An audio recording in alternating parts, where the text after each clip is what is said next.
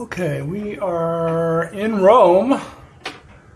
We left Naples, Sorrento. Now we're at Rome. We just checked into our hotel. It's in the Hive. So this is what it looks like when you first walk in. This is the bathroom. It's nice. I do not understand the shower and why they give you a 12-inch piece of plexiglass. I have a feeling our floor is going to get full of water. And here's the bath, toilets, and closet, open.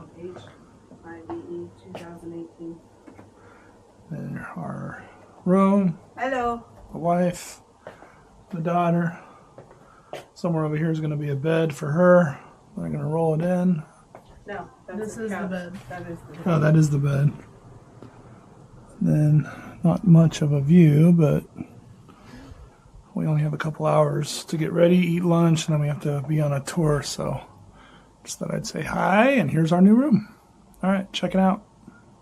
Okay, so the Fountain of the Triton. So again, you've got on the base 4 dolphins, even though they don't look like that. They look more like sea monsters. But 4 dolphins at the base. Then we've got sat on the conch shell, you've got the Triton. Now the Triton is a minor sea god, son of Poseidon. As you can see, he's drinking from a conch shell as well. And above all, in terms of symbology, you've got the symbol of Vatican City. That means the cheeky Saint Peter with the Christian cross in the middle, and then a stone with the 3 crowns. The 3 crowns meaning the crown of earth, the crown of heaven, and the crown of spirit. That was a message sent to the kings of Europe, meaning that Catholic Church had 3 crowns, whereas the European crowns only had 1, the crown on earth. And then you've got the 3 bumble bees, which is the symbol of the Barberini family. That means the family of Pope Urban VIII Barberini, meaning most likely that the family worked together, united, and a lot they had like bumblebees do. So as I told you, again, fountains always have something to do with the seas, the oceans, water, and either mythology or history, general mythology. So yes, that's to resume, even because we've got quite a few things to see today, and this is actually only one of them. Keep talking, keep talking. Okay. I'll do that. Keep talking. Thank you. Okay, so again, you've got on your right, looking at the front of the fountain, the palace of Barberini. That means Pope Urban VIII. So again, when the fountain was built between 1642 and 1643, in the space of 2 years, the first major work by Gian Lorenzo Bernini, Pope Urban VIII's private personal architect. I forgot what was this. Well, it was on when the fountain was built in 1643. Yes, when the fountain was built between 1642 and 1643, in these areas mostly countryside. So you apart from the building for the palace of Pope Urban VIII Barberini, you didn't really have any buildings in this area. You had, however, vineyard, which was actually Pope Urban VIII's personal vineyard. And actually, when the fountain was built, after that, a few cafes and bars were built, and mostly students and academics started to come to this area. So actually, the fountain worked as the basis for urbanization in this area.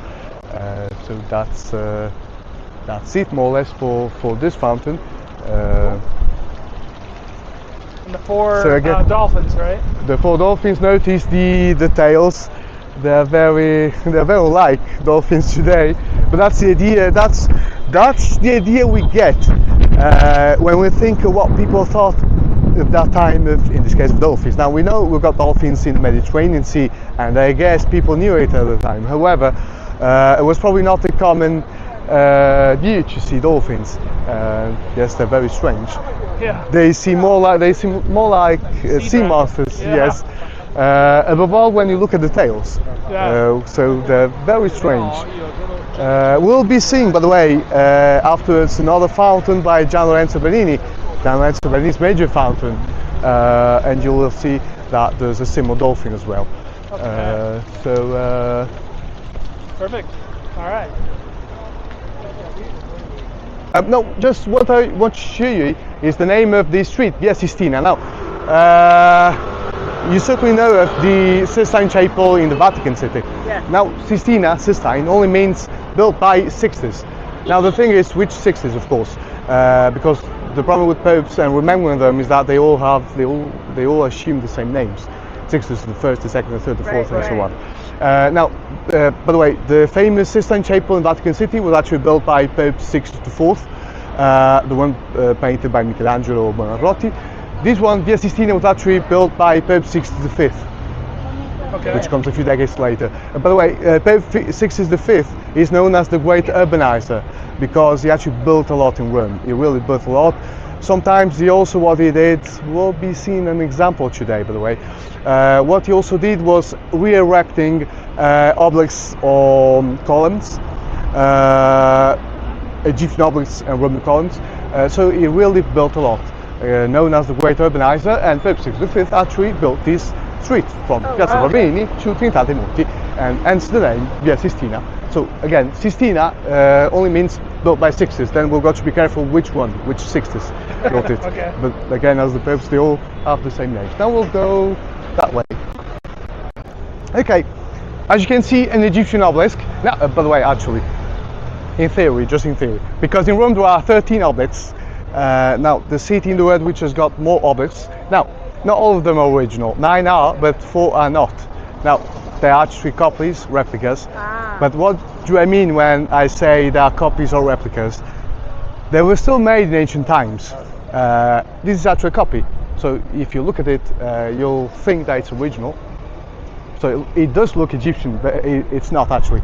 It's a near perfect replica of another Egyptian obelisk, which is actually found in Rome, in Piazza del Popolo, the People's Square, which is actually further that way. However, this was done by Roman craftsmen, simply because probably the ancient Romans loved the way, Egyptian art, and therefore they actually imitated them. So it was still made in ancient times, where the first years after the birth of Jesus Christ, the majority of obelisks were actually brought to Rome during the time of Emperor Augustus, officially the first Roman emperor. So yes, this is a copy. Obelisk? Mm-hmm. Yeah. Now, by the way, the majority of obelisks were actually found in Egypt, in the city of Heliopolis. Sorry. It's my food that I carry. It's alright, it's alright. You're fine.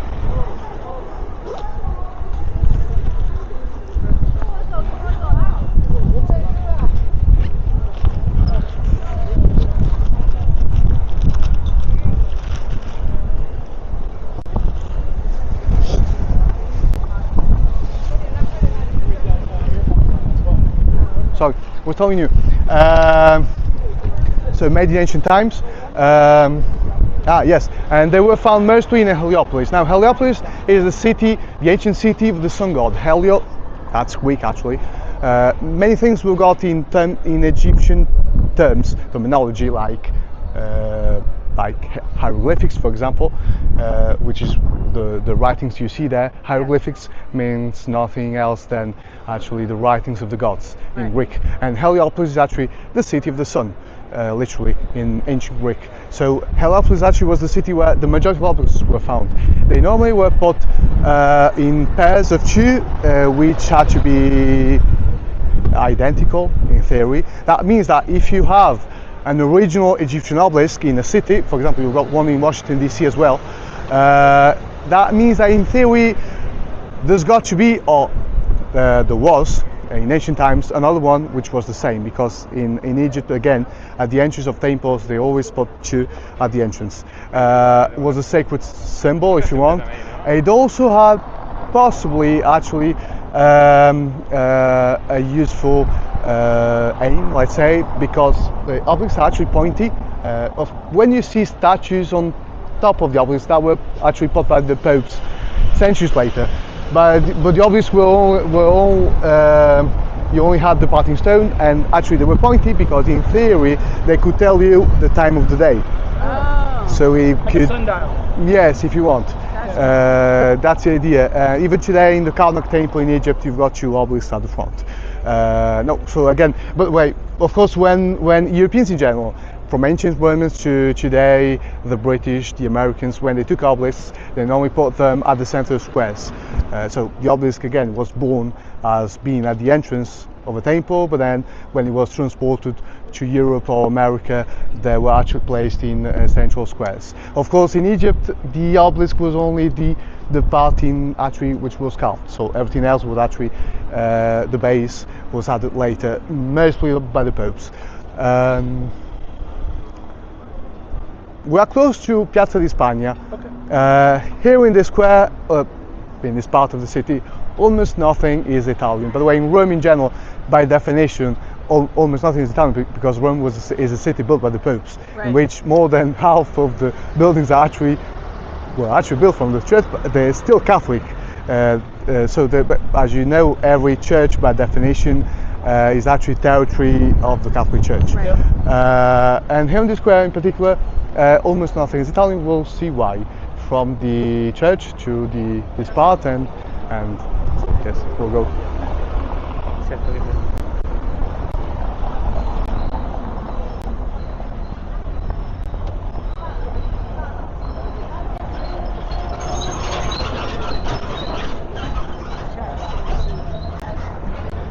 This Piazza Trinità dei Monti,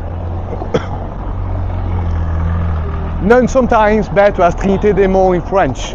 By the way, it means literally Trinity of the Hills. Now, if you come here, you will see. No, I give you. No. Thank you, madam. You will find many people which will try to sell you something. So you got here three main buildings: the church, the convent, and the Villa Medici. Villa Medici, by the way, the famous Tuscan Florentine family. Now, all this part is actually French property. So here, practically, you got nothing Italian. By the way, and you also have, I know you haven't had a good experience with the French lately, and that's the, actually it's a bit in French, you can't see it probably, but next to the European Union flag, you've got the French flag in that Villa Medici.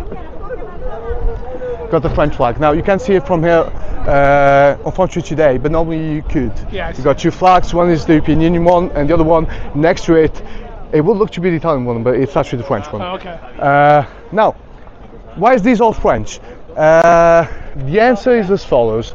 The first of the three buildings to have been built is actually the convent in 1494. That was Saint Francis of Paula. No, thank you.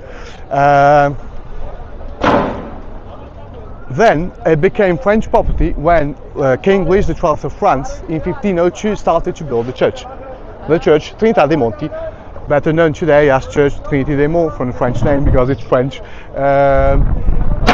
That means that from 1502 until today, this has always been French property. Wow. Now, curiously enough, the Pope which actually finished the church was Pope Sixtus V, and that's the reason why he built the street that links Piazza Barberini up to here. And you've got the name Via Sistina. However, the church has always been French property, and the last king to have actually restructured it was King Louis XVIII of France in the sort of 1700s. By the way, even today, the Archbishop, and it's always been that way, is French. One of the last Archbishops was the Archbishop of Lyon. So it's always been French property. It was built by Giacomo della Porta.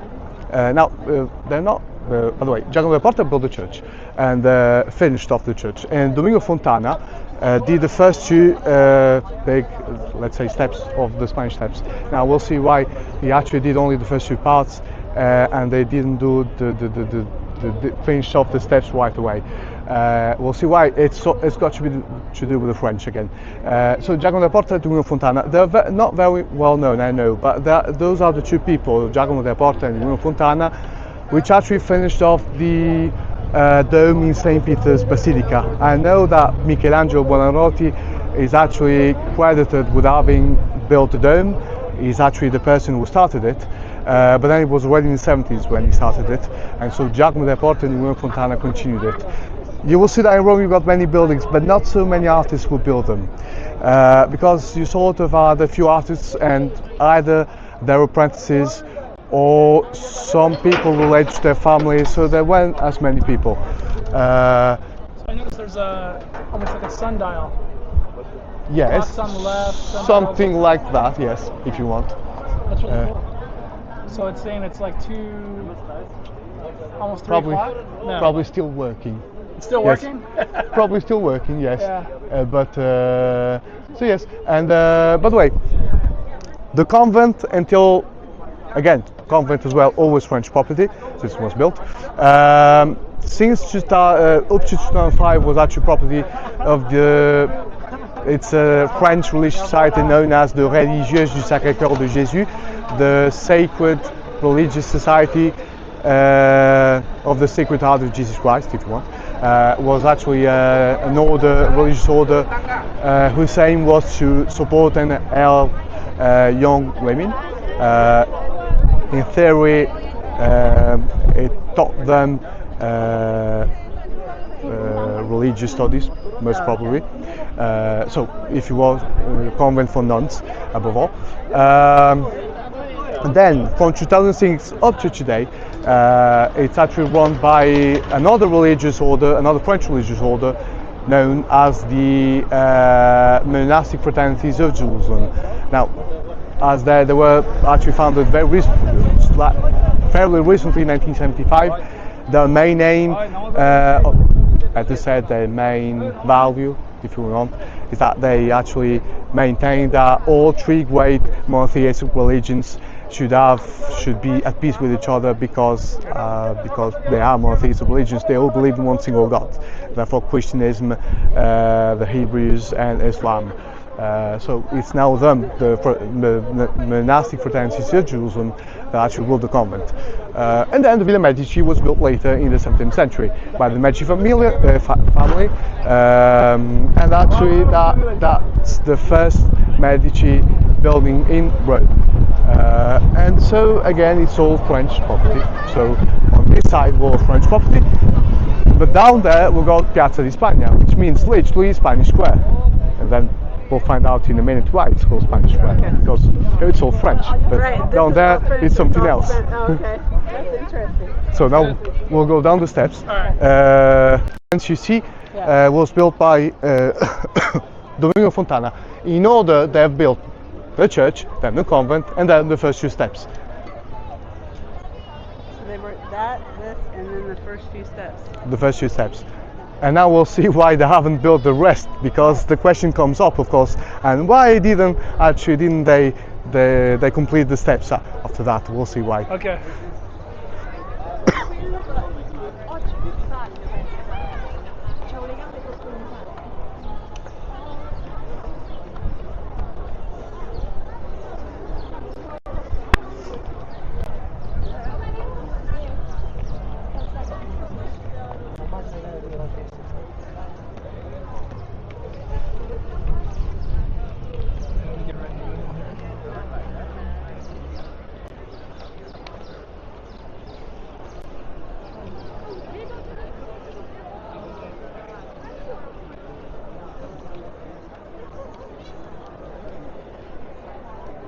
I actually love the convent more than the church. I love Really? its looks. Yeah. Yes, and actually the convent is the oldest part in this area from 1494. So that's for that. Crazy. Have you ever been inside there? No, actually I haven't, and I'm not sure you can actually go. You can go inside the church, but I'm not sure inside the convent, Inside the convent? because it's actually private property, as I told you, French property. Yeah. So probably you cannot go in there.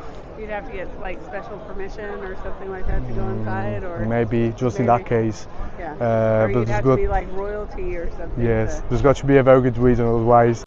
Right. Right.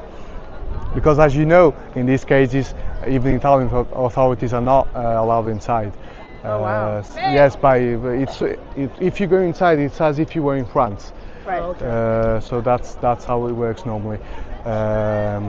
Unless there are specific bilateral treaties, for example, in St. Peter's Square is already Vatican City in terms of territory. However, you will see that inside we'll see police and carabinieri, it's a branch of the military, and that's the Italian police forces.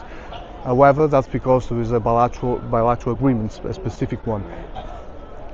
Sorry, because otherwise, in every state, whether it be France, Spain, or Vatican City, or whatever you want, of course, Italian authorities cannot go inside. Now, so I was telling you that we are in the end, at the end of the 1500s, so beginning of the 17th century, that these two steps were actually built. Now, but why the rest wasn't built? Now, there's actually a very good reason. As I told you, this is all French property. And now, the ones who actually wanted to build the steps were the French. The thing is, in the 17th century, the King of France was no less than King Louis XIV of France. The Sun King, the most famous French king in history, reigned for over 70 years, probably the most powerful person in France, possibly of all times. Now, his closest person, advisor, was Cardinal Mazarin. Mazarin had studied in Rome. He had very close relations to Rome and to the popes. However, it was also one of the most powerful persons in France. By the way, that's part of the story that Alexandre Dumas wrote about the Three Musketeers and D'Artagnan. That's the period we are in, so you can actually picture the importance of the people concerned. And Cardinal Mazarin, what he wanted to do was continue the steps, and build in the middle the statue of King Louis XIV of France. Now, to the popes, that was not acceptable. As you can understand, the Catholic Church didn't want any, rulers or anything above. Yes, pictured in Rome. I mean, Rome was their city. Even because, remember that Italy was only united in 1861. That means that before that date, here we are in the 17th century, so 200 years, even more before that. That means that Rome was actually a Catholic state.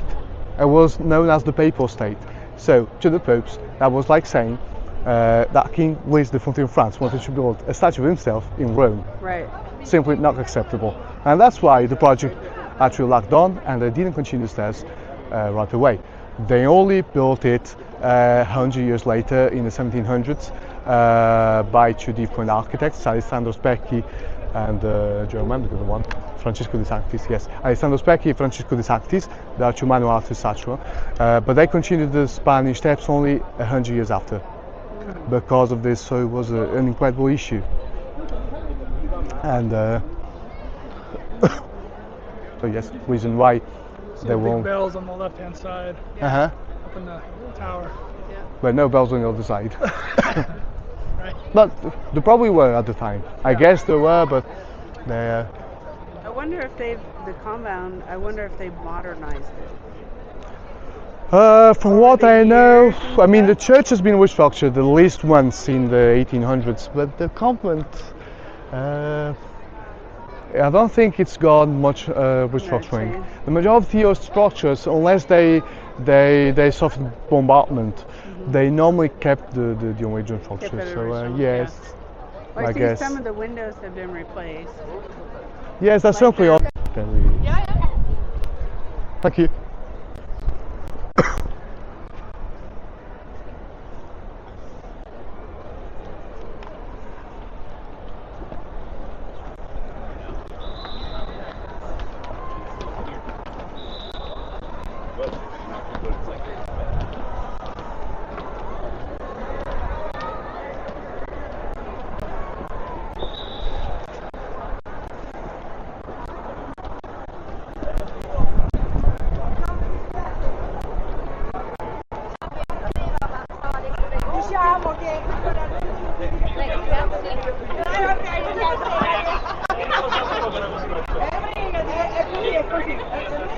As you can see, in theory, according to law, it's actually forbidden to sit on the steps. Really? Yes. You cannot. In theory, we can't even stop this way on the steps. Oh, wow. The reason is because the steps have actually gone many restructurings through time, because they break very easily.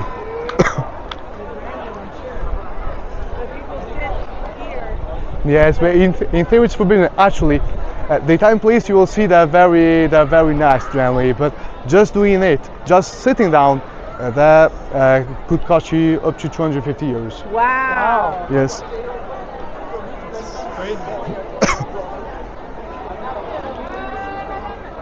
Maybe we'll go, yes, this way.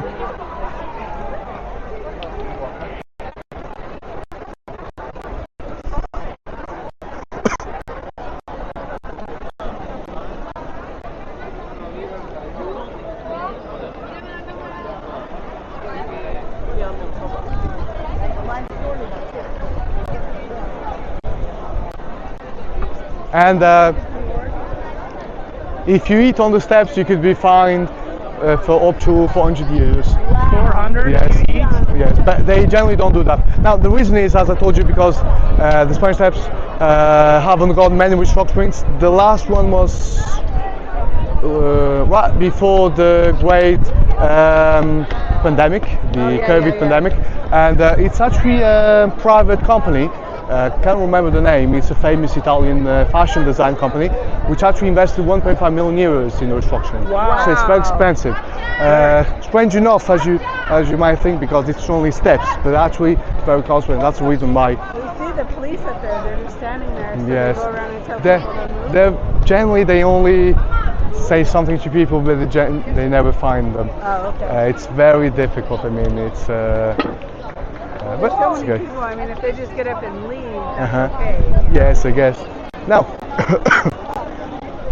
this is the Fontana della Barcaccia, literally the fountain of the boat.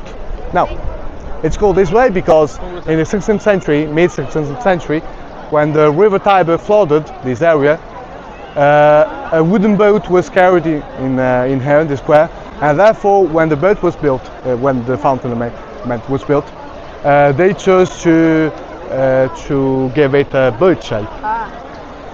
Now, this fountain was built between 1627 and 1629. So again, space of 3 years, and it was built by Pietro Bernini. That means Lorenzo Bernini's father, the one we saw before that Right, built the the other fountain one, Triton. yeah. So that's the father. By the way, the last work by Pietro Bernini, because he passed away precisely in 1629. You can see again, well, it's a bit small, but on the sides, again, you got the three crowns and the keys of Saint Peter. They're a bit small. Yeah. Yes, same symbol. And you've got actually the three bumblebees. So again, the symbol of the Barberini family. So the symbols keep coming back. By the way, one very interesting thing. I didn't tell you that in the previous case, the Piazza Barberini, because it's really not very noticeable, but in this case it is. Fountains generally were built sometimes quite below street level. Not just because they were ancient, of course street level was probably even lower at the time than it is today, but particularly because they used normally the ancient Roman aqueducts. Now, the ancient Romans, the aqueducts were very slight tilt. That means that water would come into Rome in a very slow tilt, Right. according to the idea that water washes on water. Therefore, fountains generally had to be lower than the water source. So it would come in slowly. And by the way, this is the fountain in Rome which had probably most problems with the tidal water, because the water couldn't actually come up with enough pressure. Today, by the way, you've got certainly water pumps. Right. Water is almost recycled. Right. Even though, by the way, some aqueducts are probably still used. Most are probably not. However, the source of water in Rome is still practically the same as in the ancient Roman Empire. Wow. It's actually lakes close to Rome. There's one in particular, the Lake of Bracciano, which is roughly 40 kilometers north of Rome. So Rome still actually has its main source of water from the lake, So as it was 2,000 years ago, as in the age of the popes. So again, that explains why they will generally build below street level. We'll be seeing that in Fontana di Trevi, Trevi Fountain as well. What is that? I think it's something very new because it wasn't there some days ago. Yeah, I don't remember seeing them. Probably some expensive stores. There are many. There's Dior, there's Chanel. In terms of stores, just imagine that they generally, I'm sure they do that in every country in the US above all.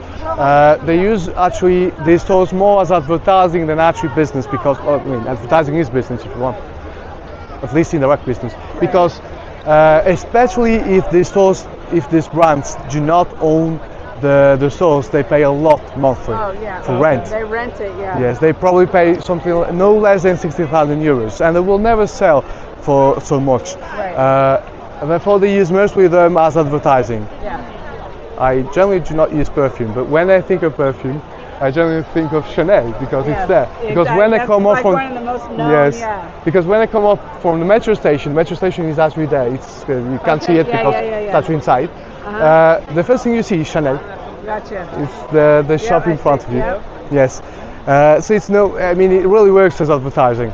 Yeah. And Same in the States. They have the similar to like in the malls and like at Caesar's Palace, the photo shops. They have all the. okay. Yeah, it does work really as advertising. And Dior, sorry, the embassy.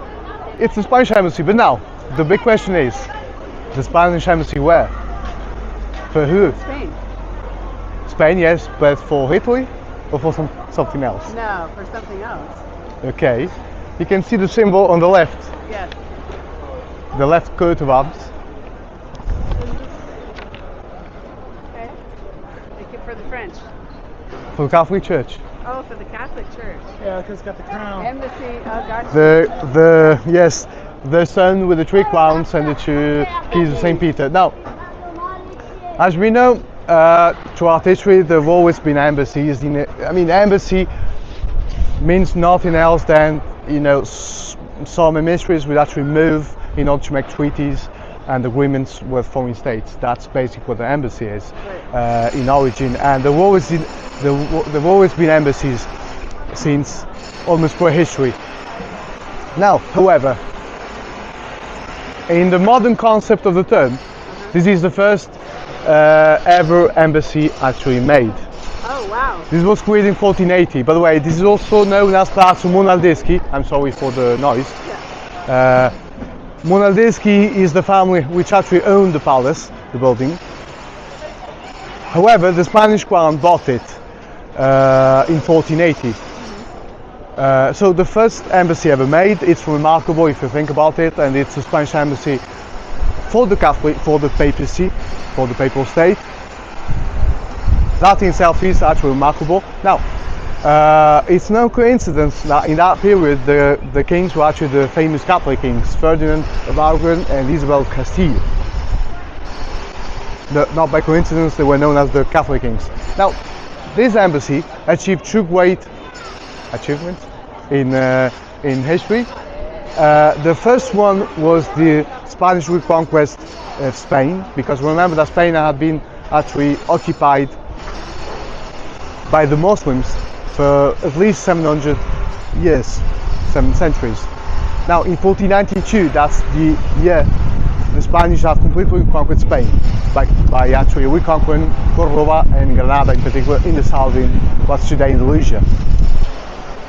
Thanks also to the help from the papal states, from the papacy.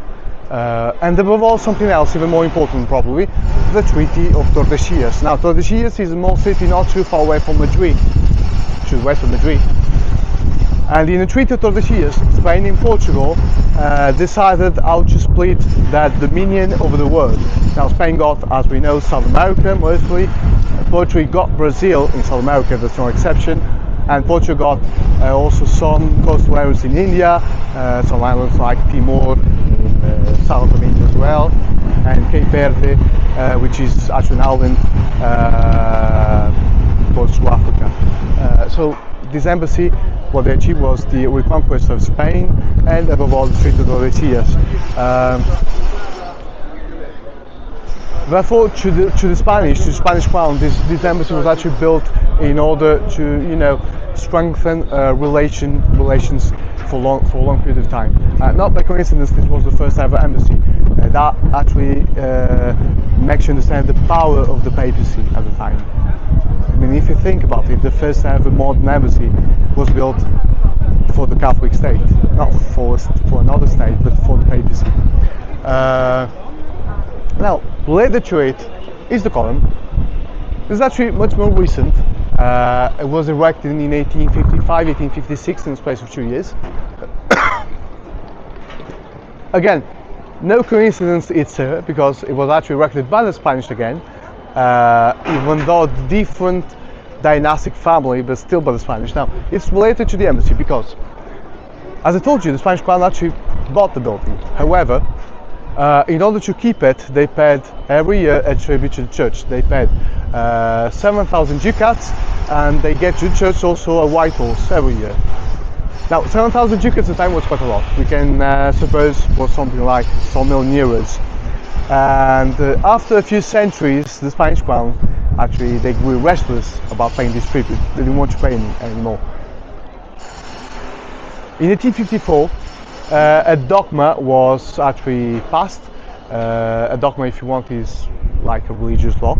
And the dogma was about the Virgin Mary. Now, the Virgin Mary was to be considered the Immaculate Conception. Immaculate Conception meant that she was born without sexual intercourse, if you want, in 1854. This column was raised between 1855 and 1856. It was in honor of the Virgin Mary, so you've got the Virgin Mary. By the way, this column is actually an ancient Roman column, which was reused in this place. Yeah, so the column is actually very old. It doesn't look so, I know, but it's actually something like 2,000 years old. The Virgin Mary on top, sculpted by a sculptor known, his name is Obelisco.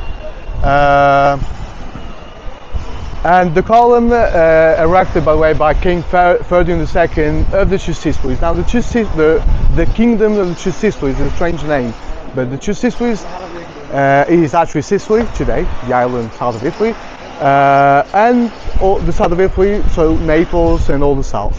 So that's known as the kingdom of the Two Sicilies. By the way, the kingdom of Two Sicilies was actually either French or Spanish, because it was actually ruled by the Bourbon. Now, the Bourbon is a French-Spanish dynasty. In that period, it was actually Spanish, depending on which part of the family actually ruled. So again, Spanish. From King Ferdinand II, there was a message sent to the papacy in order to tell them, okay, I'm erecting this column, this statue of Virgin Mary, just in front of the embassy, as a tribute to you, but not as any tribute. That was meant to be the final tribute, in a way to say, I'm erecting this, now I won't pay the tribute anymore. And that's as it happened. So after the erection of the statue of the Virgin Mary, the Spanish crown started not to pay the tribute anymore to the church. So that was the message that had to be sent. And by the way, on the base of the column, let's say, you've got four biblical figures. You've got King David.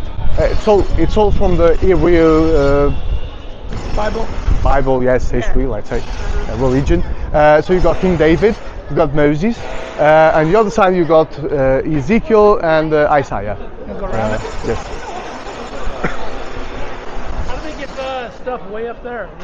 Good question. I've read something about it. Apparently with ropes and can't remember the name. How do you call when you do works and you build the, can't remember the name now. You know, when you do like not that, but there's this. By the way, it's, as you can see, it's written in Hebrew. Yeah. The Ten Commandments, yes, but written in Hebrew. That's cool.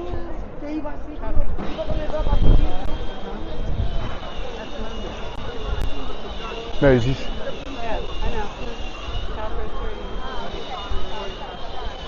Right, keep going around.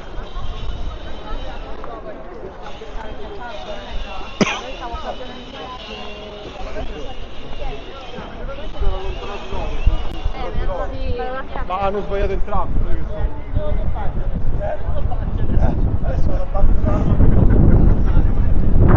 Who are these? And we've got Isaiah and Ezekiel Oh, okay. in this order, if not wrong.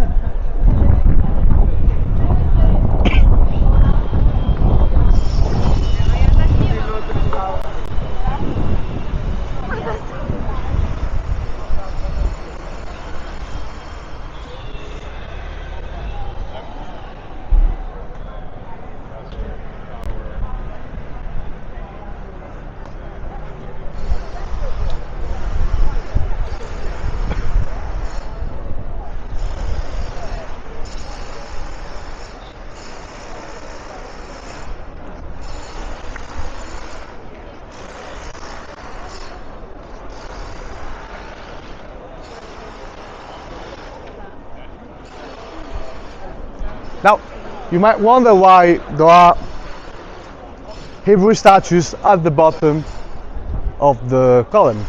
So why mix Yeah, Hebrew history and and religion with a Catholic one? Right. It's actually strange because the Catholic Church used to do it at the beginning of its history. Just consider that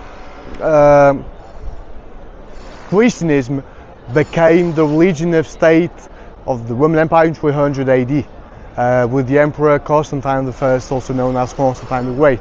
Before that time, before 300 AD, Christians were persecuted just as Jews were. As I told you, they were seen as a big threat, believing in one single God. Now, especially at the beginning of Catholic history, Christian history, Christians wanted to stress their link to the Jews, because the Hebrews, as we know, were actually the first people who believed in one single God. They were actually persecuted for that for centuries since ancient Egypt. So there you go. The Christians, the Catholic, in this case the Catholics, wanted to stress that, if you want, that their ideas came from the Hebrews. That was a way also to legitimize their beliefs. Now, it makes actually more sense when we are in 200 AD than actually today. And actually in 1850s. In the 1850s, we're actually very late, but even so, they did it. So again, mix the Virgin Mary with Hebrew tradition. I like the design on the column. It's kind of cool. Yeah. Yes, in theory, you cannot actually see it, just because I actually read about it. But the Virgin Mary is actually stepping above a snake, and that's in theory the snake which tricked actually Adam and Eve. Ah. Yes, Wow. but you cannot really see it from here because it's too. Yeah. But in theory, she's actually stepping on a snake.